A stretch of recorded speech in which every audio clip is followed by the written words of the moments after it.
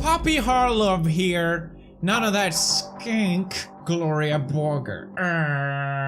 And you're watching Pew News.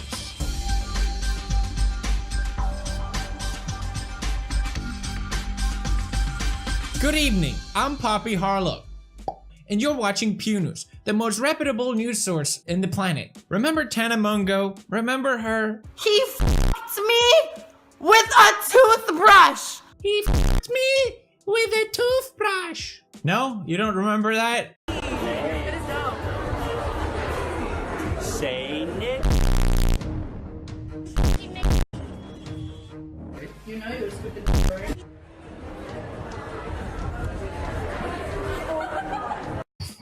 Well, she decided that she had so much fun at the convention that she was gonna create her own called TANACON. It was going to be the best. It was you who put this together. And no disrespect to you, but like you're the last person I would think who would arrange a conference I could not to rival VidCon. agree more. Like I was Cut to live footage of the event.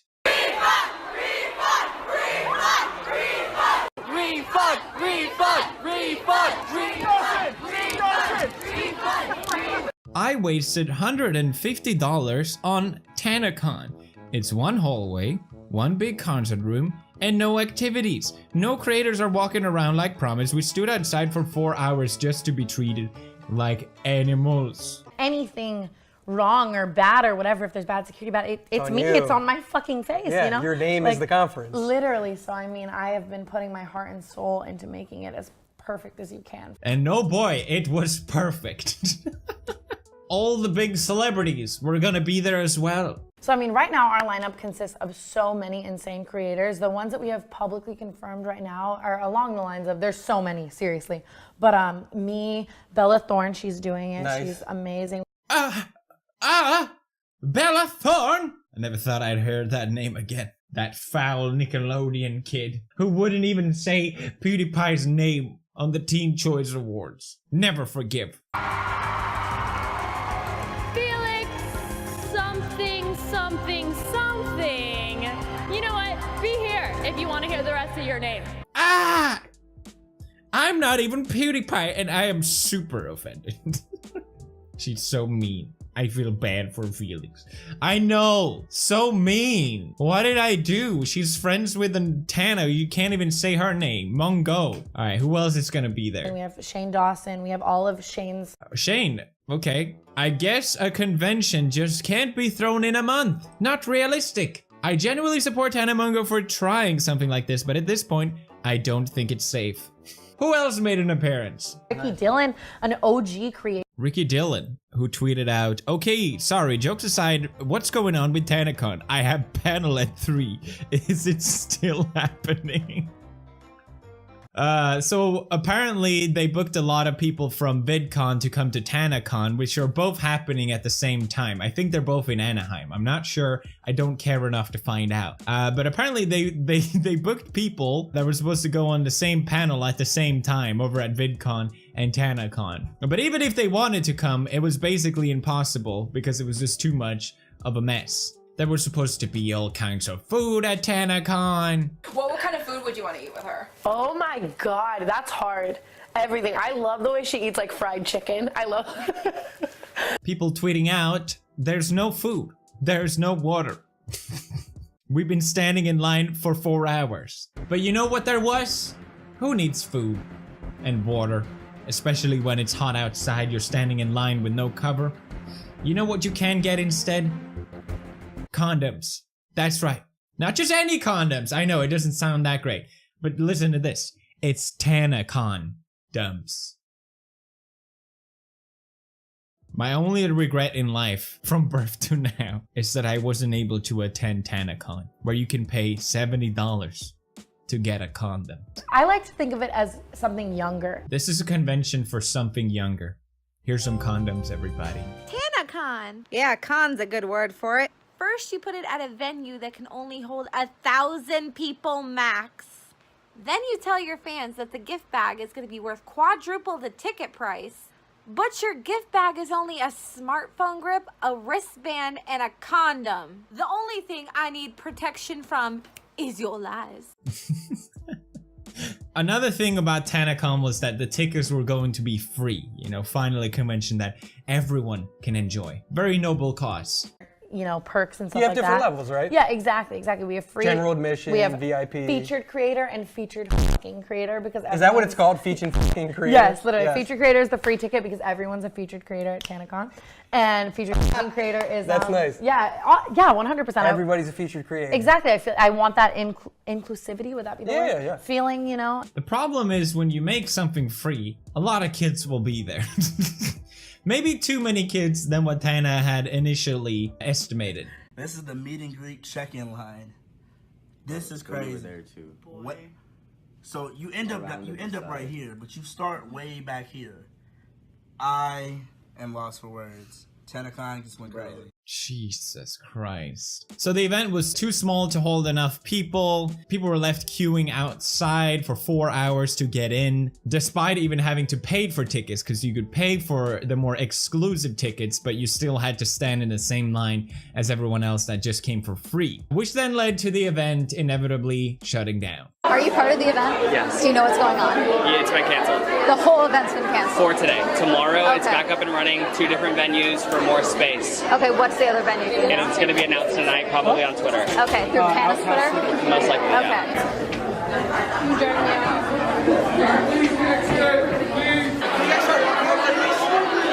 I'm just waiting for the elevators to clear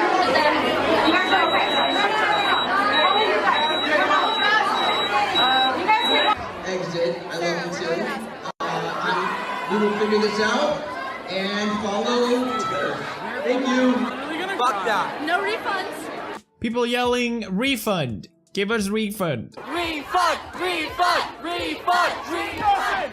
This reminds me of that Instagram model island convention or whatever, where you'd pay a large amount of money to meet celebrities. You're sold this idea and then it just got out of hand or it's too poorly managed. This is certainly not the first time a convention has gone to heck. Tumblr had their own convention, the notorious Tumblr convention that had a ball pit. A ball pit? What? There's a ball pit? A ball pit? What? Yep. Safe to say it was a disaster. Now apparently they're gonna do another 2 extra days to make up for it. I don't know how that's gonna make anything better at this point because you've already get the Tana condom.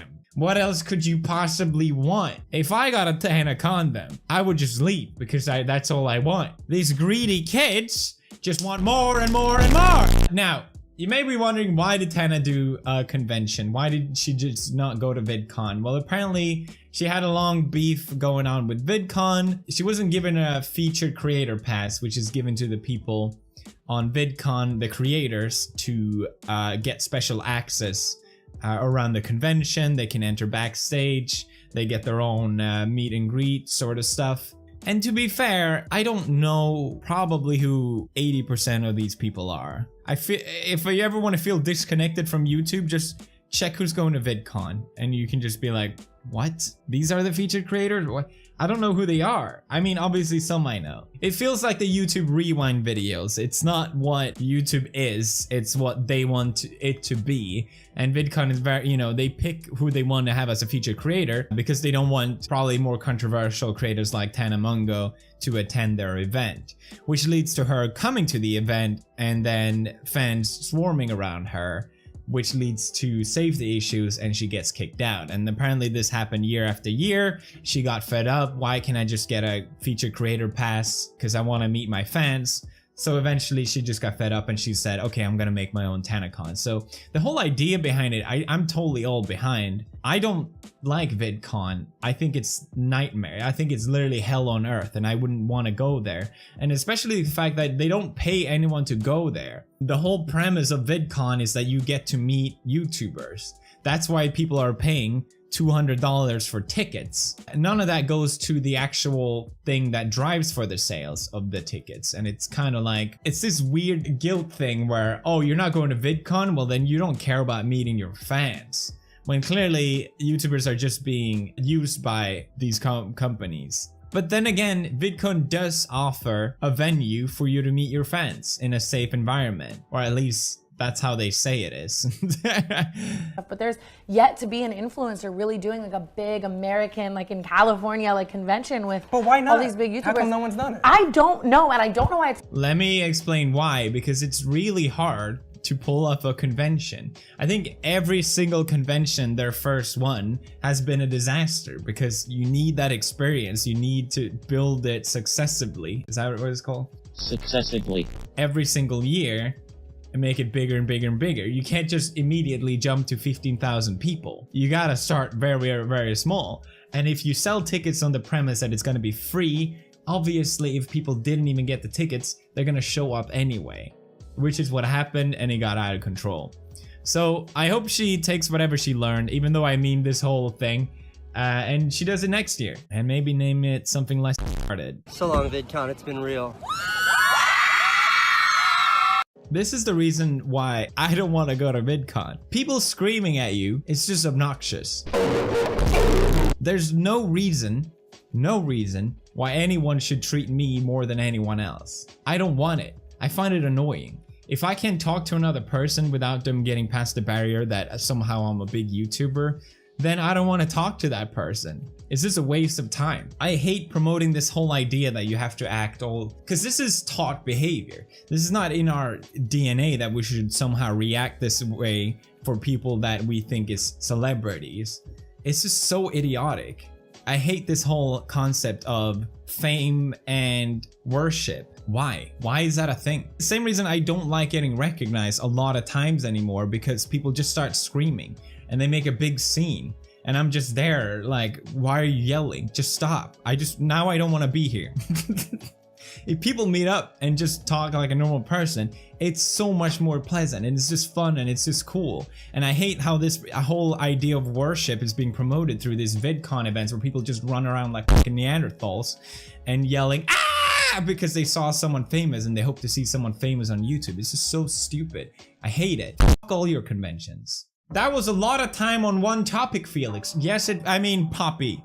Yes, it was. Moving on, however, to the next story. The World Health Organization included gaming disorder as the latest version in its disease classification manual. We talked about this before, but now it's finally been made official. World Health Organization, WHO, has announced gaming disorder is a thing. It's a real thing. Now, I'm kind of on the fence on this. I don't really know where I stand, to be honest. I really do see both sides. A lot of people are questioning this move, scientists specifically saying there was lack of good quality scientific evidence about how to properly diagnose video game addiction. Also arguing the point that we're essentially pathologizing a hobby. What's next? Tanning addiction, dance addiction, exercise addiction, but no one is having a conversation about them. And I really do understand this point. Why is gaming specifically being targeted here? It seems like it's just a very popular topic right now, but why is gaming taking the whole beating, essentially? It's an addiction, yeah, but why is gaming disorder a thing? I was heavily addicted, I have no doubt about that. I denied it for many, many years, saying that, oh yeah, I really need it when I travel away, it's so important. Whereas I wasn't sort of really confronting the real issue itself. So, what? The world champion winner of snooker says he was addicted. That's how he got world champion. You could say that anyone that tries to get an Olympic medal, or you're just addicted to training. You're training every single day. You don't even let them have games at all. I have so far managed to resist. How old are they? They are 6 and 8. Yeah. But I really do question how sensible it is to invite something that we know is very addictive. Computer games are very addictive. So with Fortnite getting so popular, especially with young kids, a lot of parents are discussing this right now as well. It's obviously a very popular topic. This woman saying that she doesn't even let her kids play video games at all, and she sort of says it proudly as well. And I'm not a parent. I don't know what it's like to raise kids and make them follow your lead, but I think disallowing kids from doing something that probably everyone in their school is doing is a terrible idea. And I guarantee you these kids are sneaking out to just play with friends and such instead. And I think from personal experience that if you're not allowed to play video games, you're going to overcompensate that at a certain point. Hello everybody, Pewdiepie here. I personally wasn't allowed to play video games as much as I wanted to when I grew up. I think if anything, it just took me longer to realize myself that I don't want video games to be the main focus in my life. Because I wasn't allowed to play as much as I wanted, it sort of made it like, it turned into all the focus, even when I wasn't playing. So it really didn't make any difference. But then again, you have people on the complete other end of the spectrum where people are dying from gaming binges. Girls as young as 9 has to go to rehab because they wet themselves to keep playing. Obviously, you can be addicted to anything, and people do get addicted to gaming. Classifying it as a disorder, however, specifically gaming disorder, I don't know if that's necessarily helpful. I think the most effective thing would be to teach kids, okay, work first, play later. At least that's what I would do if I had kids. I know I asked this question last episode, but I think teaching kids that attitude at a young age, okay, fine, you can play video games, you can do whatever you want as long as you do your work first, right? Makes sense, right? I don't know. I'm talking like it's as if I know everything about parenting. Clearly I don't. What do you think? Leave a comment down below and let me know. That was oddly sexual. The final news is just a random meme. All he needs to tag is hashtag Black Ops 4 and hashtag Call of Duty partner, and the rest can be his words. Call of Duty, why don't you pay me? I promise you, I can do better than this. Whenever I have to do a sponsored tweet, the client always sends like, okay, can you do this sort of wording? And I always change it up completely because I don't want it to sound like I'm a robot or I am a lawyer or someone completely different. But DeAndre Ayton, he really took it to the next level. This is not the first time this has happened. We have Dishon. Can you please tweet this for ESPY's party for tonight? Chilling at the ESPY's Nokia pre-party. It's awesome. Or this dude on Instagram. Excited to head to City and join the team name. DeAndre deleted it and tried again. Awesome time yesterday with the hashtag Black Ops 4 crew. Thanks for having me. Hashtag Call of Duty partner. Meanwhile, I'm promoting games, everybody. Thank you, that was it for Pew News. Hope you guys enjoyed watching. If you did, leave a like, I really appreciate it. These episodes do get by the YouTube ad system, so please, any support that you can give, I highly appreciate. Namaste. This has been Poppy Harlow. Poppy out.